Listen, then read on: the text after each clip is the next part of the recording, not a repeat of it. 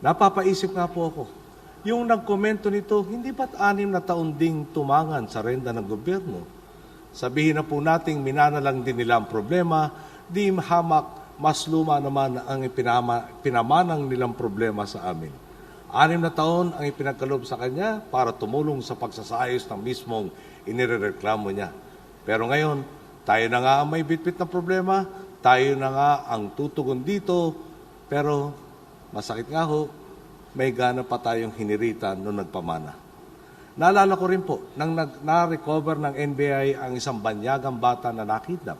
Ang ganda na po sana, nakakuha ng tip ang otoridad. Kumilos sila at na-recover ang bata.